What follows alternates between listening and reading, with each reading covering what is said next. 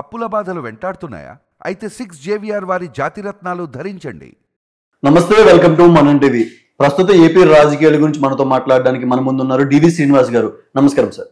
నమస్తే అండి సార్. అంటే మొన్న అగ్రిగోల్డ్ భూముల స్కామ్ ఏదైతే ఉందో వాటిలో జోగి రమేష్ కొడుకు ఎవరైతే ఉన్నారో రాజీవ్ని అరెస్ట్ చేయడం జరిగింది.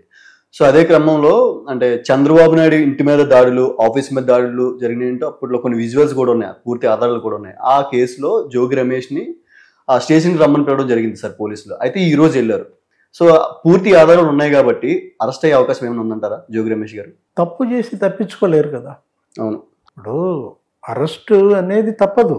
తప్పు చేసినప్పుడు ఇవాళ జోగి రమేష్ అదేంటి గతంలో అధికారం అండగా అతను చెలరేగిపోయారు. అవును. ఇక కర్రకట్ట మీద దగ్గర దగ్గర మరి ఒక 100 కారులతో రౌడీలు వేసుకుని ఆయన ఇంటి మీదకి వెళ్ళిన నేపథ్యంలో అతను ఎవరు? మాజీ ముఖ్యమంత్రి. ఇప్పుడు మాజీ ముఖ్యమంత్రి ఇంటి మీదకి దాడికి వెళ్ళినప్పుడు మరి ఆ కేసు మరి అరెస్ట్ తప్పదన్నమాట. ఇప్పుడు జగన్మోహన్ రెడ్డి ఉన్నాడు, ఇప్పుడు మాజీ ముఖ్యమంత్రి, ఆయన ఇంటి మీదకి కూడా ఎవరన్నా ఇట్లాగే కార్లు వేసుకుని దాడికి వెళ్తే అరెస్ట్ చేయకుండా ఉంటారా? చేస్తారు. వెళ్లే ముందు ఉండాల బుద్ధి. ఇప్పుడు వెళ్ళిన తర్వాత ఇంకప్పుడు మళ్ళీ అరెస్ట్ అను లేకపోతే ఇది కక్ష సాధింపు అనకూడదు. ఇంకా అది పూర్తిగా వీళ్ళే ఉంటాను అనే క్రమంలో చేసి ఉండొచ్చు కదా సార్. అది అంటే అది కళ్ళు నెత్తికెక్కకూడదు కదా. ఇప్పుడు వీళ్ళు రాజకీయ నాయకులు, వీళ్ళ కళ్ళు ఎప్పుడు నేల మీదే ఉండాలి కానీ నీకు మబ్బుల్లో ఉండకూడదు కదా. కళ్ళు నేలకి దించుతారు, ఏది జనం దించుతారు అన్నమాట. దించేశారు. జగన్మోహన్ రెడ్డి కావచ్చు, జోగి రమేష్ కావచ్చు. ఆ రోజేంటి అయ్యన్న పాత్రుడు ఏదో అన్నాడు జగన్మోహన్ రెడ్డిని, అందుకని ఈయనకి బీపీ పెరిగిందా?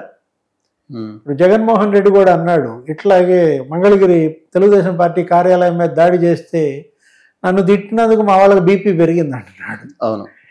ఈ బీపీ పెరగటం ఏంటి అసలు? బీపీలు పెరిగితే బీపీలు తగ్గించేది జనమే అన్నమాట. అయ్యన్న పాత్రుడి ఇంటి మీదకి వెళ్ళాలా ఆయన తిడితే? జోగి రమేష్ తిట్టింది ఎవరు? అయ్యన్న పాత్రుడు తిట్టాడన్నారు. ఆయన ఇంటి మీదకి వెళ్లకుండా నువ్వు చంద్రబాబు ఇంటి మీదకి వెళ్ళటం ఏంటి? ఇప్పుడు జోగి రమేష్ తిట్టాడు.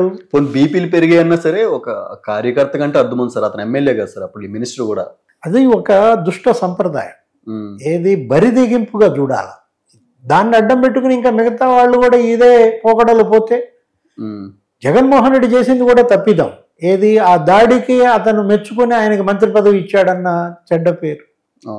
అంటే అఫ్ కోర్స్ జగన్మోహన్ రెడ్డి కోరుకునేది ఇలాంటి చెడ్డ పేరే అనుకుంటా.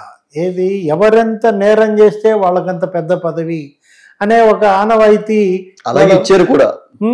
ఏది ఇతనికి మంత్రి పదవి ఇవ్వటం, అతను ఎవరు మాచర్లలో కుర్రాడు బొండా ఉమ బుద్ధా ఎంకన్నా వాళ్ళ కారు మీద ఇనప రాడ్ వేసి కొట్టి అడ్వకేట్ తల బగల కొడితే అతను మున్సిపల్ చైర్మన్ చేశారు. జగన్మోహన్ రెడ్డి కూడా అసెంబ్లీలో ఉన్నప్పుడు జోగి రమేష్ వీళ్ళందరినీ తిడుతున్నప్పుడు, వేదిక మీద తిడుతున్నప్పుడు నవ్వుకున్న ఉదంతాలు, ఏది చంద్రబాబుని కుక్ అని, లేకపోతే పవన్ కళ్యాణ్ని పిచ్చి కుక్ అని, ఇంకొకళ్ళని ఊర పంది అని అనకూడని మాటలు, దుర్భాషలు. జోగి రమేష్ ఇవాళ ఎంత దుర్గంధం ఎదజల్లాడో గత 5 ఏళ్లలో చూసాం. రమేష్ రాజకీయం ఇవాళది కాదు. ఏది అతను కూడా మరి 4 సార్లు కంటెస్ట్ చేశాడు.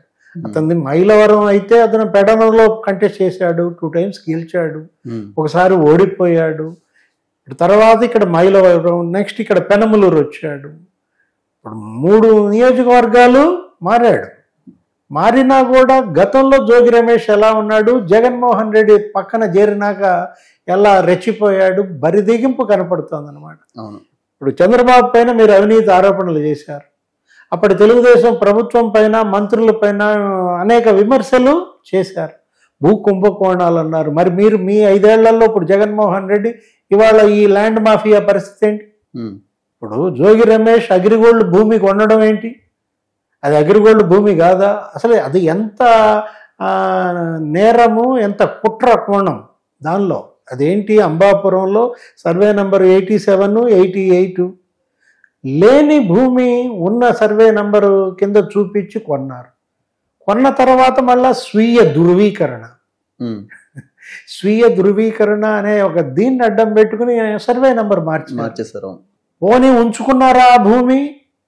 మళ్ళీ అది అమ్మారు ఇంకొకళ్ళకి. అంటే ఎవరికి? ఒకవేళ ముందే గెస్ చేసి అంటారు సార్, ఇది తిరిగి తిరిగి మనకు వచ్చే అవకాశం ఉంటదేమో, అందుకే నమ్మేశారు కదా. దాన్ని అంటుంది కుట్ర అంటుంది. అందుకే అంటే ఏంటి, ఆ భూమి కొనకూడదని మీకు తెలుసు కానీ కొన్నారు, సర్వే నెంబర్లు మార్చారు, మళ్ళా క్యాష్ చేసుకున్నారు, ఇంకొకళ్ళకి దాన్ని అంటగట్టారు.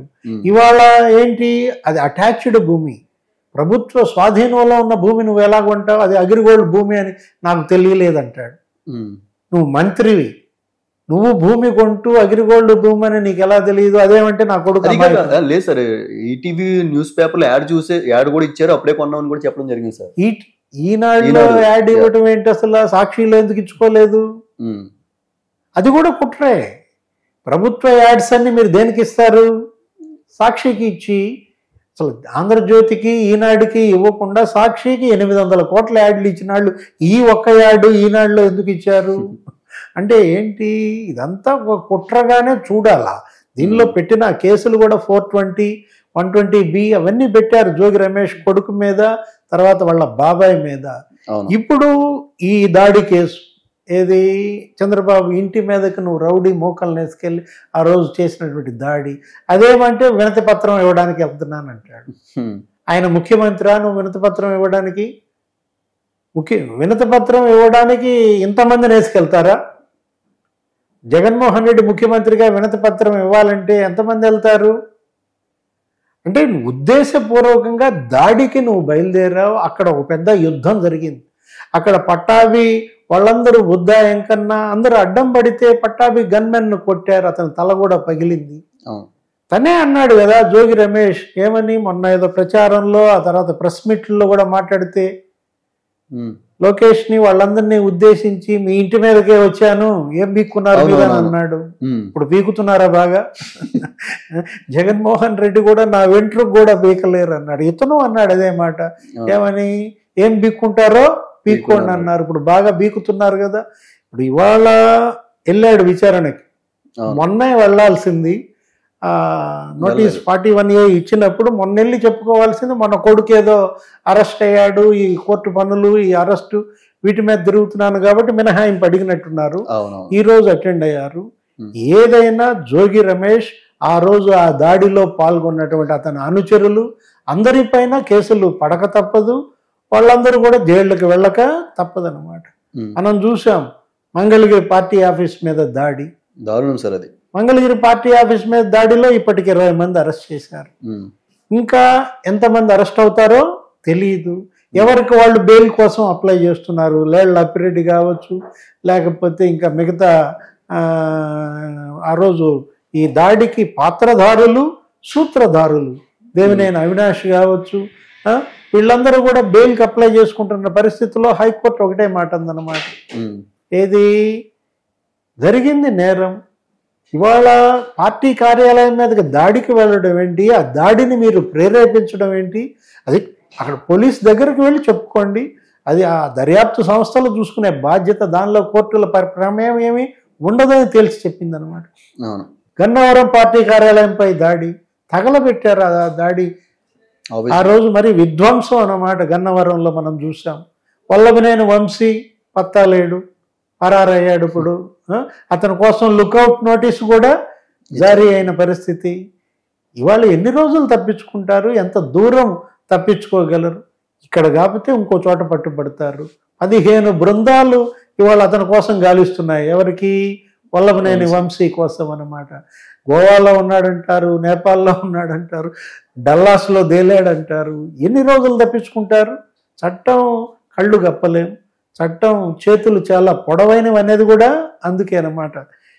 ఈరోజు అధికారం ఉంది కదా అని చెప్పి చలాయిస్తే రేపొద్దున అధికారం పోతే నా పరిస్థితి ఏంటి అనే ఒక ఆత్మ విమర్శ ఉండాలి ప్రతి పాలకుడికి కూడా. అది కొరవడింది వీళ్ళల్లో. సో చూద్దాం సార్ ఏం జరుగుతుందో. Thank you sir, thank you so much. నమస్తే. మీ పర్సనల్ ఇంటర్వ్యూస్ మరియు వ్యాపార ప్రకటనల కొరకు ఈ నెంబర్ని సంప్రదించండి.